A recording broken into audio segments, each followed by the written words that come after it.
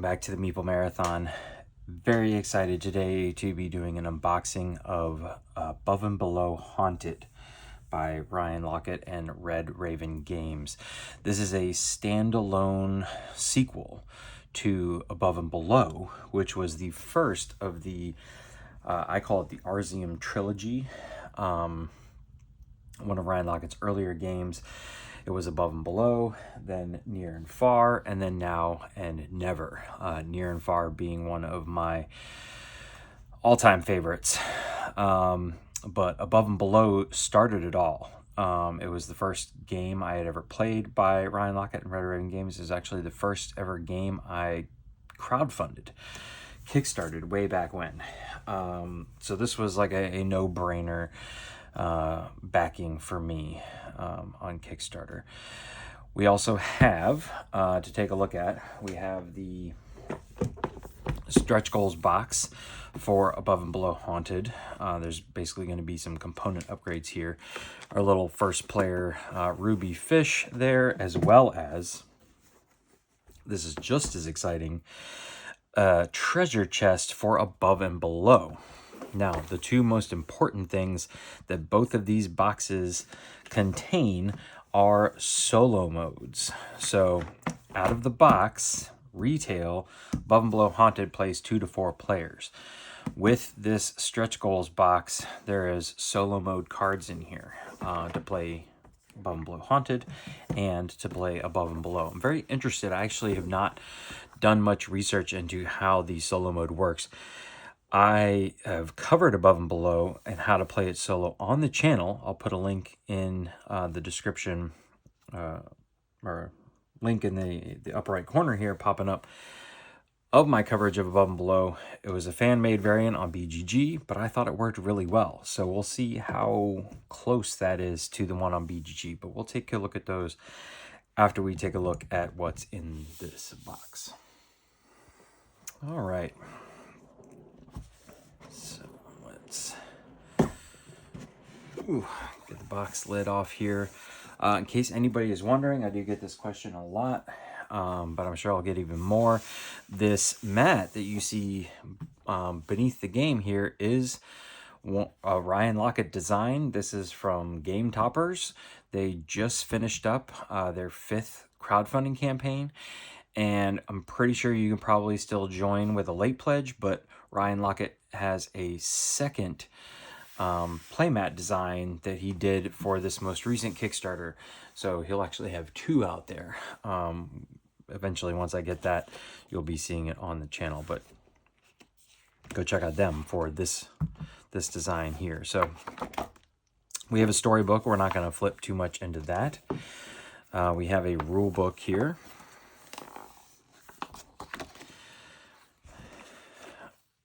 And, you know, a lot of stuff looks similar here. You've got your player boards, your cave cards. This is essentially like a little tableau builder. It's a action selection mechanic where you can essentially gain more actions by gaining more workers. The reputation board looks a little different than Above and Below. But you're purchasing houses that are going to give you additional actions, additional spaces to bring in your workers. And then once you have a house, you can go spelunking, or whatever you want to call it, below you and open up the cave system. That's how Above and Below worked. Here, it's just a kind of a haunted cave system. So it's a very charming game. Yeah, Banish. So Banish is going to be a new action. There were no ghosts in the original Above and Below. Boat tokens. That's going to be something new. But yeah, it shouldn't be too bad. And when you go spelunking or whatever, you're essentially going to go into the storybook and, you know, read a little passage, make a decision here and there. Might come back to haunt you, no pun intended. And that was really the only reason why the game was multiplayer. It couldn't be played solo, is because it was meant to be like, oh, well, somebody else has to read the passage to you and make these decisions for you. Well, anybody that's played a solo game knows that you could just read the first part of the passage and use the honor system to not look at what the options are below. But a lot of them were, skill tests anyways. All right, so we've got the reputation board. Your people that you can recruit are up here. The boat token's right there for some reason. Maybe a banish action. Reputation track. See if this is double-sided. Not really, no. And then we got 4 player boards. So essentially you're going to move your people over. If they get injured, they get put over here. And then to bring everybody back, you have to have a number of beds. So you can actually have more workers than you have beds, but a lot of them will stay in this exhausted area. And then if anybody gets injured, they go from injured to exhausted, and it takes them longer to get back. So that's not any type of new system, but works really well for this game. There's the backs of those. Of course, these are all going to be covered in Ryan Laukat art here, which has always been amazing. Here we have our workers. Not as many as I would have thought, interestingly enough. So these guys are basically telling you what actions they can take, and then what to get the lanterns, which are kind of like the skill checks when you go delving, what you can get. So like this guy could get, he's basically guaranteed to get a single lantern, but could get a double lantern at 3, things like that. That's how that goes. And then you've got resources here, shells, and I don't know what that is, crab meat, pearls. These are these boat tokens they were probably talking about. Just some more resources, some more people, money, currency, and that's it. There's almost always a cat. There's almost always a robot, and there's usually a Ryan Laukat in here, but I didn't see him. Usually his likeness pops up somewhere, but maybe he didn't do that for this one, which is fine. Got some baggies and some cards. Okay. And some ghosts and some tokens. So not a ton. Oh no, I always gotta check because Ryan Laukat was the first person to ever hide something underneath a board game. He's the reason I always check now. So we got some cubes. These are going to be for things like reputation track. We have some nice wooden dice, red pips, and then a whole bunch of ghosts. Obviously, this is Above and Below Haunted, but these are nice, screen printed meeples here. Let's take a look at some of these cards.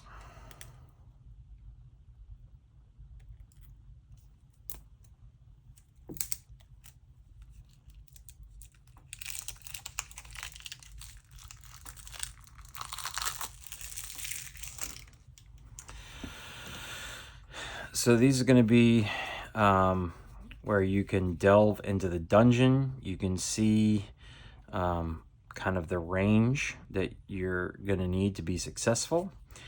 I'm not sure if this one means you need to spend a pearl to dive here, or if you're going to gain a pearl. But basically you're just going to go in here, you're going to roll a die, and this is going to be the encounter that is read off to you. You can see there is a whole bunch of numbers that correspond with the storybook. And then these, I believe, are houses that you can purchase to put into your caves. So once you've explored a cave beneath you, then you can have this subterranean house, and they give you things like this. When you build this house, you're going to put 2 shells there.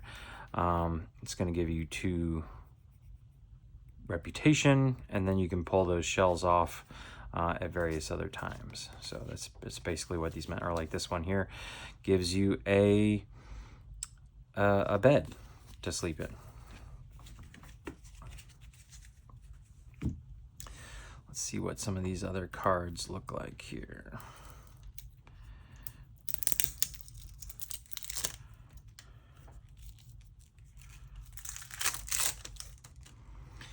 We have some more of the underground buildings here, and then we have just, these are probably starter buildings since they have no cost. 3 beds, that makes sense because you usually start with 3 workers. And then we have the above ground buildings, which essentially do the same thing. These are regular, they have just the regular back on them, but then you get to these, and there's some with the star here, and then there's the key ones, no, stars, and then the keys. I think the stars, if I remember correctly, are earned via story events. I could be wrong. And the keys are laid out, and there, what is it? There's something, these have a significance. They're always available, whereas the rest of these just kind of come up randomly.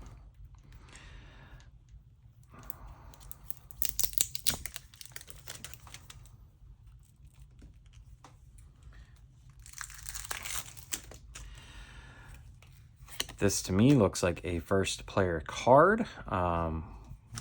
If you backed the campaign, may have been actually, I think if you followed the campaign preview or something like that, or a first day backer, you got this. So a little funky look. I can't tell if he's warped or just he's meant to be like that. It's not round, but that's okay. It's pretty hard plastic, so I'm not too concerned. But yeah, the ruby fish. This is the replaced first player marker instead of this card here. We have some more, I'm assuming, story cards because these are numbered, probably not to be shuffled. This looks like the haunted grove here. So we have 1 key building.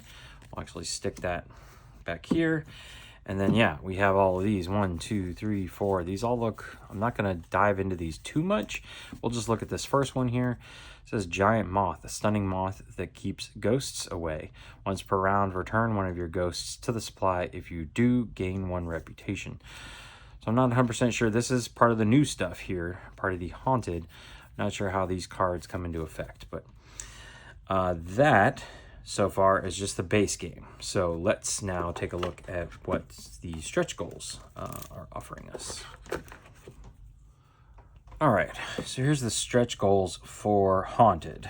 Now, I believe some of these are Kickstarter exclusive, whether or not you'll be able to gain these in the future, whether or not they'll be in the same packaging here.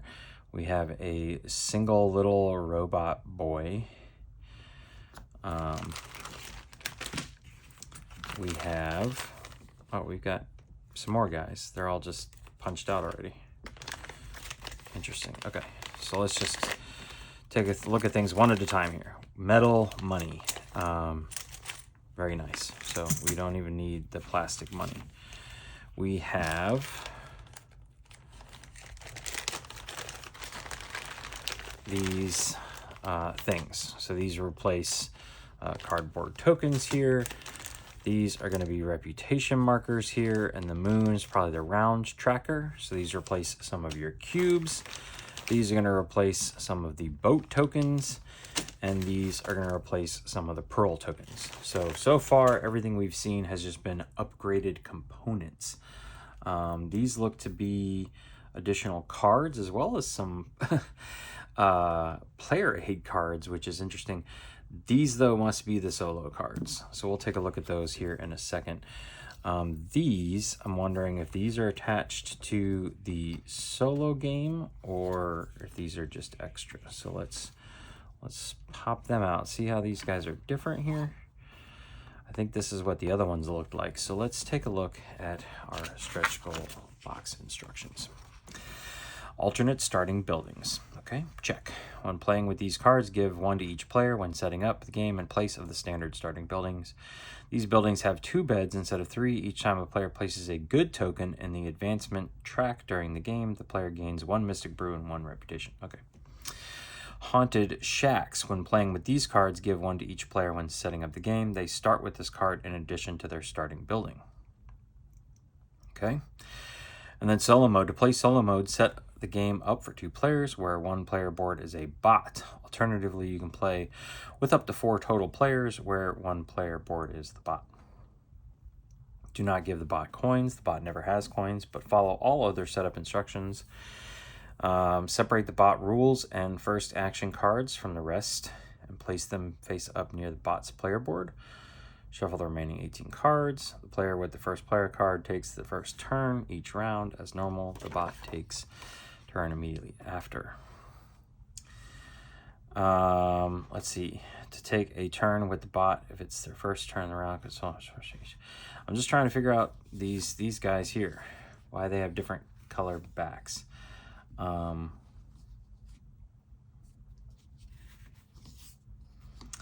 Why? Oh, why? Yeah, because they've got a lot of different stuff going on here. Like the option to do 3 lanterns. The bot's villagers. Okay. Each time the bot takes a turn, it must move ready villagers to the exhausted area. The action card tells you how many villagers must be used. The bot never has coins when reading the solo mode. When the bot explores, the bot's villagers do not need beds. So it's not telling me. Hold on. Use the metal and wooden tokens in place of cardboard tokens. 2 of the villagers are starting villagers with alternate art.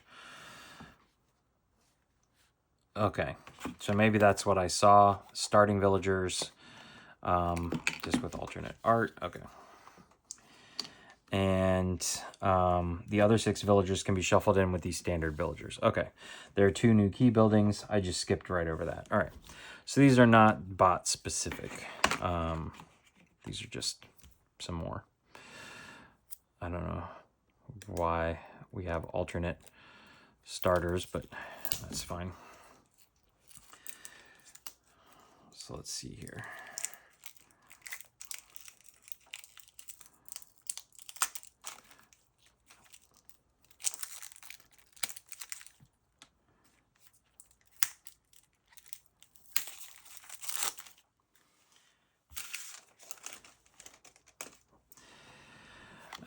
Okay, so I wonder if iVillager is the bot.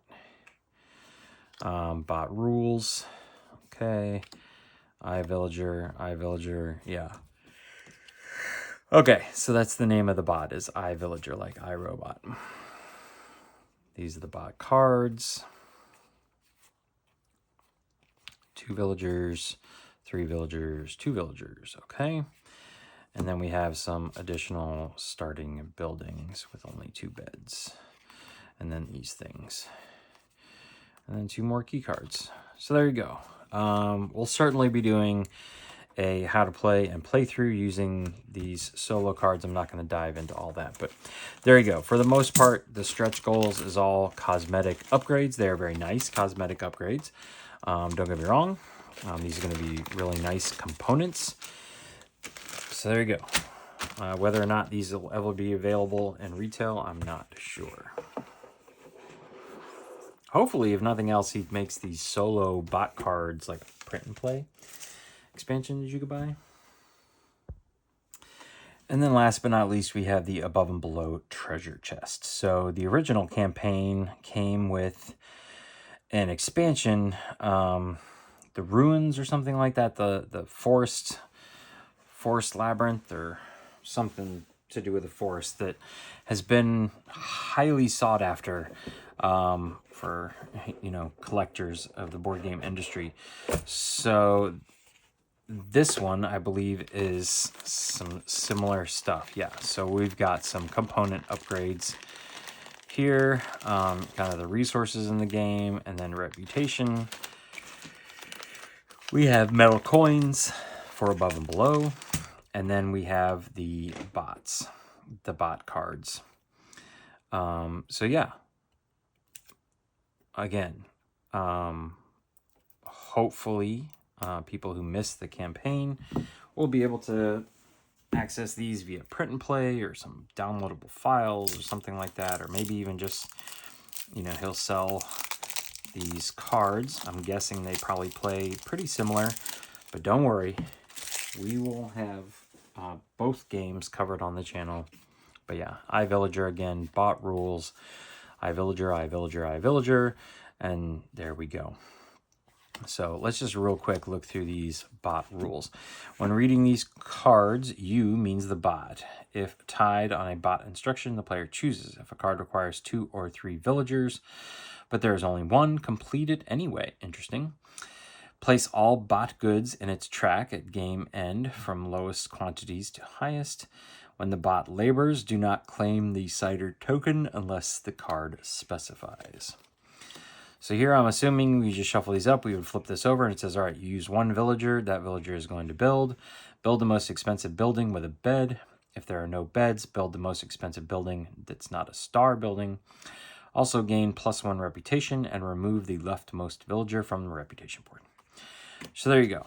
There's not a whole lot of player interaction. Like I said, the biggest reason I think that this was always a multiplayer game was so that somebody else could read you their instruction, or, you know, the storybook entries. We got over that for near and far. And so now we have finally circled back. But there you go, ladies and gentlemen. That is the contents of the most recent crowdfunding Kickstarter from Red Raven Games, Above and Below Haunted. There will definitely be more coverage of this coming on the channel, so stay tuned for that. If you want to make sure you are notified, go ahead and subscribe to the channel and hit that bell icon so you can be notified when new videos do drop on the channel. Otherwise, if you have any questions, please feel free to let me know. Probably have a reboxing video coming soon with all these fancy new components, and certainly a how to play and playthrough video coming soon on the channel. So very excited about this. Other than that, thanks for watching. Have a great day.